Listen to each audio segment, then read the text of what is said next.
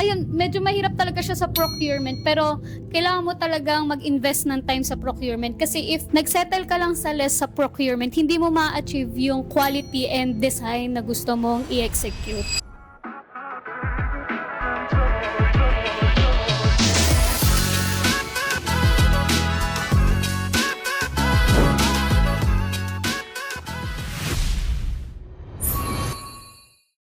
Razel, ano ba yung home aesthetics mo, yung design sa bahay?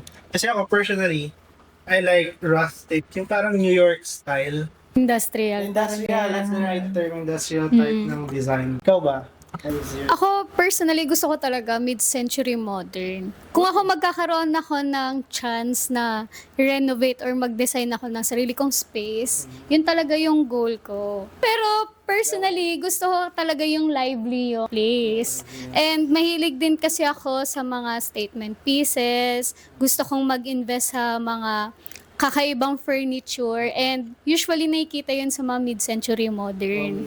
Hmm. Ang napapansin ko, mid-century model is more on kulay, color palettes niya. Yung sa'yo kasi more on very neutral color. Monochromatic yung Oo, itsura. monochromatic. Mid-century modern, talagang pipili ka ng mga bright or saturated colors. So kahit medyo contrasting siya to each other, magko-complement siya. Parang napansin ka dito sa recent project natin. Mhm.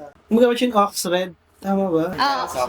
Ox red tsaka olive green. So kahit na medyo contrasting siya, nagko-complement pa rin siya to each other. Kaya nung nalaman namin na si client, ang gusto niyang style is similar dun sa personal style na gusto ko. Parang na-excite ako.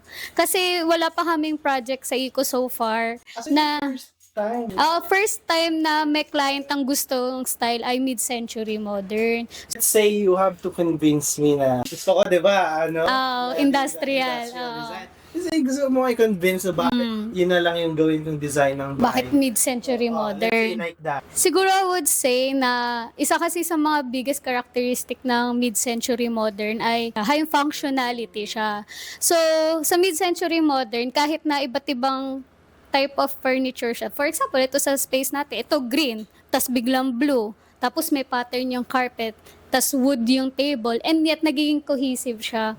Is because sa mid-century modern, kahit cluttered yung space mo, mukhang okay pa din siya kasi it focus on the lifestyle ng person. Unlike siguro sa industrial, since clean lines lang siya, very monochromatic. Hindi naman lahat ng bagay na meron ka naglalaro lang sa grays or sa whites and blacks. So sa mid-century modern, kahit cluttered yung gamit mo, okay siya kasi nga sabi nga, beautiful chaos nga daw ang Beautiful mid-century modern. Nabasa ko na is, ang mid-century modern daw is like after siya ng Victorian design. Very, siya, yung classic na sobrang daming Madaming details. detailed talaga siya kada space. So, I wanna go back naman dun sa experience na nandun pa lang kayo sa designing phase ng mid-century modern design. How did it feel na parang yun yung parang pinaka-interest mo, yung aesthetic mo sa house na personally, yung house design mo, how does it feel na dinidesign mo siya for other people? Para sa akin, very fulfilling siya. Kasi parang nailalagay ko yung personal preference ko. Tapos syempre, hindi naman ako lagi masusunod. Pero fulfilling siya kasi ina-approve siya ni client. So bago naman bilhin tong mga furniture na to, bago i-execute lahat before construction, may approval naman ni client. So nakakuha pa rin kami ng insights mula sa kanya. And it very fulfilling siya. Na-excite talaga akong makita yung turnover neto. Ako kasi personally, nahihirapan talaga ako sa procurement. Lalo na sa marketing. Sobrang hirap. I think it's one of my weakness. Yung procurement, napakahirap sa akin maghanap ng certain types of mga... Kasi there are frauds, there are substandards. Yes. Like, how did you do it na maging quality ang sa procurement natin?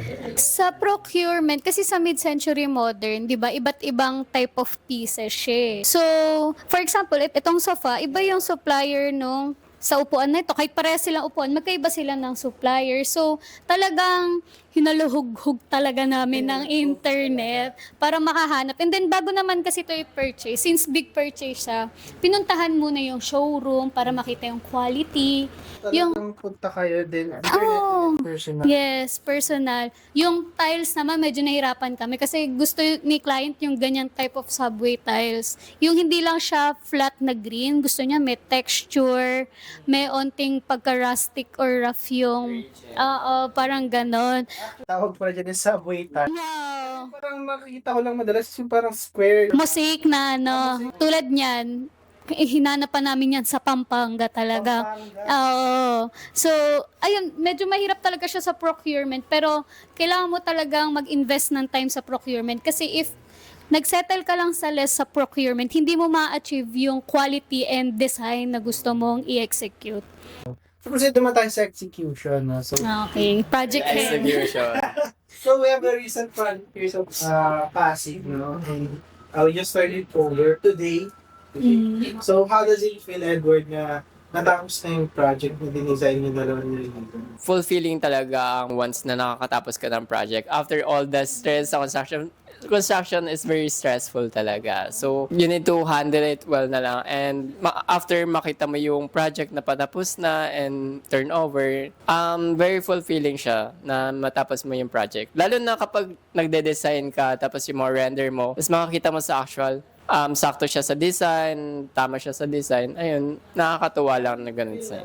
Balita ko, lahat din daw pumupunta si client. Site. So, how did that affected your work sa construction? Si client very naman siya friendly. So once na buwi-visit siya sa site, no, nakikita niya yung progress ng actual. Of course, nagbibigay din naman tayo ng progress every week. Pero iba pa rin yung nakikita niya sa actual talaga, no. Pero nakakatuwa lang kasi naririnig mo sa kanya yung nice pala yung gawa niyo, ganon. Ang ganda ng pagkakagawa niyo dito. So ayun, very fulfilling lang yung that part. Ano ba yung mga challenges niya? Like, for example, this condominium project. Ano yung mga challenges na naharap mo for the construction? Kasi, hindi naman yan lahat easy going. Yes. For example, kung easy going, isa rin di siya fulfilling. Ang pinaka-challenges kasi namin dyan is, ayan, makikita nyo sa screen yung before nung unit. Napaka-cluttered, and masikip siya, and also, kulang sa storage, no? So, ang ginawa namin is nag-provide kami ng customized cabinet para ma-maximize namin yung area. And also, of course, para magkaroon ng storage din si client, no? So, ayun. So, as you can see, very malinis siya. Parang nakita ko, nasa rin yung mid-century modern. May heavy usage sila with the open shelf. Yeah, open Kasi yung shelving. mga statement pieces nila naka-display, their books, their collections. You can see it, kahit sobrang dami iba-iba, it's all organized in their shelf. Yeah. Ang ganda niya tignan with the ambient lighting. Yes. Which is pleasant naman, di ba? Yes. Mas nahirapan kay client na yung sa design. First thing ba yan, alam na ng client yung... Yes, yung preference kasi ni clients is very bold siya. Kasi may mga customer din or clients din na hindi nila alam pa yun. I mean, alam nila yung certain spaces but they don't have like the whole gist na gusto nila. And our job as architects, diba, is to execute. Yeah, yan. Guide them kung ano yung gusto nilang design. Buti naman si client niya is alam nila sa akin. Yeah, so the good thing is alam niya yung preference niya, which is madali na lang for us to execute yung ganong design. So kapag nag-design tayo, pinakita natin yung design sa kanya, sabi niya, okay to, good to, ay no to, mali. So mabilis lang kausap or mabilis lang yung flow ng timeline natin for the design. Mostly sa mga condo, di ba, may mga tinatawag tayo ditong guidelines and rules. So yung mga yon kailangan natin i-comply para sa unit. For example, since yung ceiling natin is slab na, hindi tayo pwede mag-tic-tac according sa guidelines. You do, kung bawal mag-picture siya yung wire. So, ang ginawa namin, naglagay kami ng molding para sa mga wiring. Pero ang twist doon is, in-incorporate namin yung color para hindi masyadong halata yung molding. Aside from that, of course, yung sa working hours is a challenge din para sa sa unit, para rin sa mga workers natin. Of course, yung sa budget. Yung budget kasi kailangan natin i-maximize para sa sa unit. Kasi hindi naman tayo pwede makapag-design ng sobrang garbo, pero yung budget natin is limited. Of course, kailangan natin i-align yung budget sa kung ano yung design na meron dapat tayo. Which is, nagustuhan naman ni client, di ba? So, ayun yung mas okay. Pasok yung budget and yung design na gusto niya. You made it work. Yeah, we made it work. How did you feel naman na nandito na si client and tapos na talaga lahat? Kasi tapos na, di ba, wala nang yung punch list, wala. Yeah, wala na. Just kasi ayun yung mga concern ni client na ayusin yung ganyan. So, ngayon wala na. So, nagawa naman natin ng paraan. Then, happy si client nung nag-turn over tayo kanina. Nagulat niya ako dito na si client, kasi nasa labas ako, wala man lang tumawag sa akin.